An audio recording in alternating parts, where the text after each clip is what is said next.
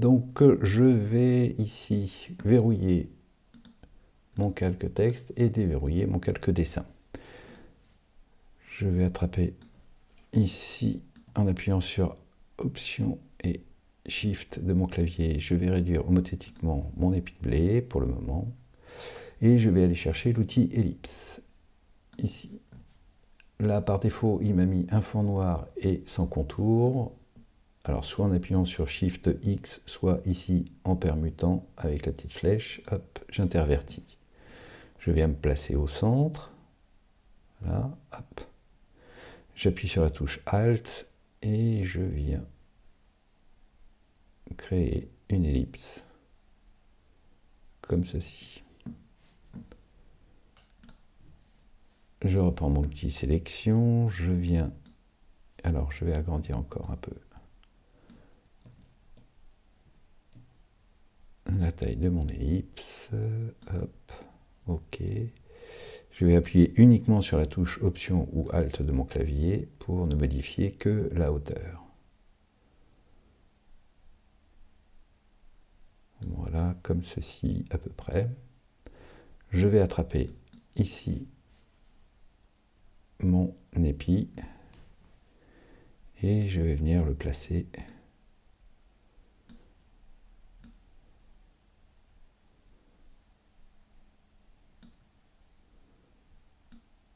hop là avec un Shift.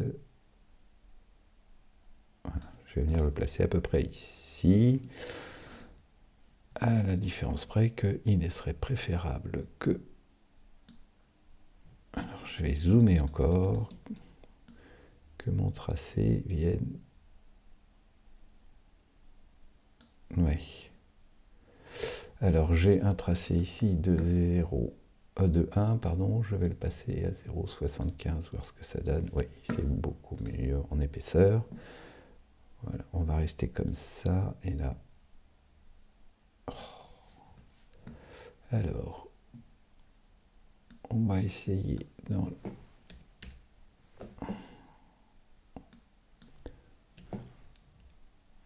Ça change pas grand-chose. Alors faites attention, car avec la souris, si vous avez une souris Mac, si vous faites un mouvement du doigt de gauche à droite ou de haut en bas, vous voyez, il va le faire enfin, il modifie, mais alors de millimètre en millimètre, le positionnement de notre épi. Et moi, ce que je voudrais, c'est que ce soit... Oui. Alors, il faudrait que je grandisse.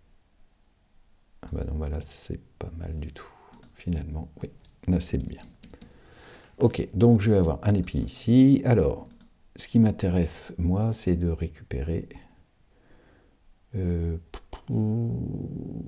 vais récupérer ici mon épi. Je vais, si vous vous souvenez, utiliser la touche O de mon clavier pour lui demander de me faire une symétrie axiale. Je me mets sur le repère, j'appuie sur la touche Option ou Alt de mon clavier et je lui dis oui, tu fais une verticale. Et je lui demande de copier. Je vais reprendre le repère horizontal cette fois, appuyer sur la touche Option ou Alt de mon clavier pour lui indiquer que cette fois c'est par rapport à l'axe horizontal que je veux dupliquer l'épi. Là, cette fois-ci, je ne vais pas appuyer sur copier, mais simplement faire OK.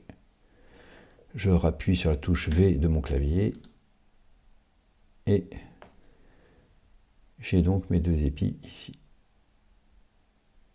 Alors, je vais attraper donc cette fois-ci mon ellipse, appuyer sur la touche C de mon clavier qui correspond dans la barre d'outils à l'outil ciseau. Donc C, je mets un point ici et ça va faire peut-être un peu beaucoup, je vais le mettre ici. L'équivalent, ce sera à peu près ici, on va voir. Ah oui, mais là il faut que je rattrape le... Hop, voilà. J'appuie sur la touche V pour récupérer l'outil sélection et je vais supprimer les parties dont je n'ai pas besoin. Hop, voilà. Donc là, j'ai 2 épis. Et maintenant, je voudrais donner un tout petit peu plus de graisse vers la fin, ici et là. Alors, pas forcément la même, c'est pour ça que j'ai répété 2 fois l'opération. Et pour cela, donc pour modifier la largeur, je vais aller prendre cet outil ici, qui s'appelle l'outil largeur. Je vais zoomer, donc avec Alt plus commande ou contrôle de votre clavier, je me mets ici sur le point d'ancrage et je vais tirer. Et j'ai un côté de une largeur de 1,14-19. Je vais regarder ce que ça donne. Ouais, c'est pas mal. Je vais appuyer sur V pour voir. Ouais. Donc, je vais reprendre ici le raccourci pour utiliser l'outil largeur, c'est Shift W. Et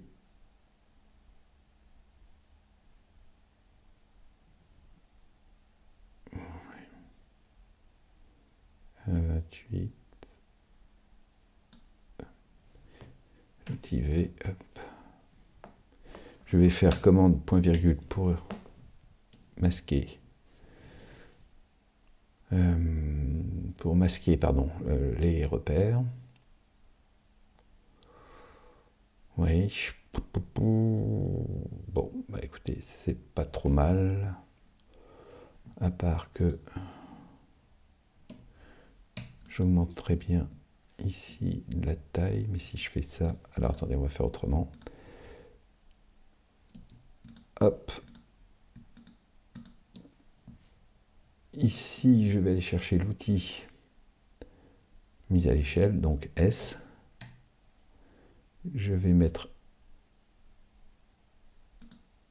le centre ici. Et si je tire en appuyant sur Shift et... Ah non, Alt, il va me le... Si je tire, qu'est-ce qui se passe? Comme ça, ça ne va pas le faire. Alors attendez, je vais réduire un peu pour voir ce que je fais.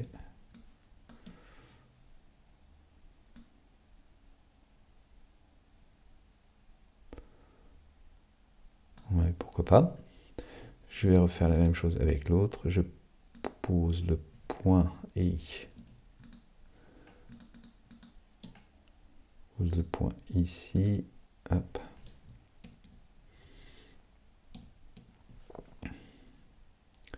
J'attrape et je vais tirer un peu. Bien. Je vais regarder un tout petit peu ma typographie ici. Voilà, hop, hop, hop, c'est pas mal. Alors, je vais prendre ces 2 tracés qui ont donc un contour et je vais aller dans Objet et je vais faire décomposer l'aspect. Je vais sélectionner hop, tout ça, tous ces éléments, y compris... Non, on fera le texte après. Et je vais aller chercher, toujours dans le même outil, dans la même barre d'outils que largeur, je vais aller prendre fronce. Ici, alors du coup, il m'a gardé les largeurs qui sont immenses. Là, je vais mettre 10 mm. 10 mm. L'intensité, je vais mettre 10. Et en revanche, les options de fronce, il faut mettre 100% à l'horizontale et 100% à la verticale. Je m'explique, si vous ne mettez que vertical, il ne fera des fronces que dans le sens vertical et ça posera problème. Donc on va faire un test, on va bien voir. Donc là j'ai mon outil ici, regardez, si je passe, hop, voilà, ça me fait ce qu'il appelle des fronces. Un petit côté plus manuel, moins vecteur et plus dessiné, voilà. Et je regarde ce que ça donne. Ouais, ah tiens. Alors, commande Z, commande Z. Vous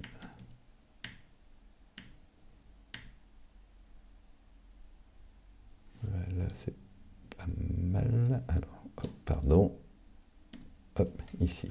Donc je reprends mon outil fronce, je double-clique, 10%. Alors je vais passer à 5 mm peut-être. L'intensité, 15%. Alors si vous avez un stylet, vous pouvez cocher et en fonction de la pression du stylet, eh bien, vous obtiendrez des fronces plus ou moins importantes. Voilà. Alors là, si je le passe comme ça va être un peu plus long, mais peut-être plus sympa. On va regarder, hop. Alors, bien entendu, cette opération multiplie le nombre de points, comme vous pouvez le voir. Donc, alourdit légèrement le fichier, mais enfin bon, il n'y a pas non plus... hop, voilà. Donc, ça donne un effet plus crayonné, on va dire, que j'aime bien, moi, personnellement. Je vais faire la même chose sur le texte. Voilà, je sélectionne, je prends l'outil fronce et whoop, whoop.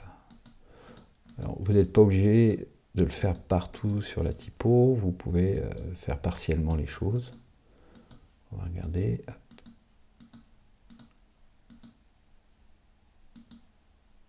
Voilà.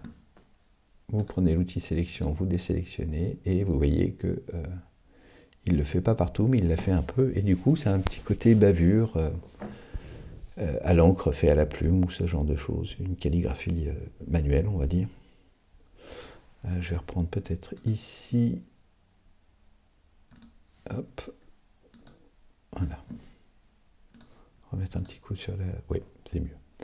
Et j'enregistre et nous avons fini notre logo artisan boulanger.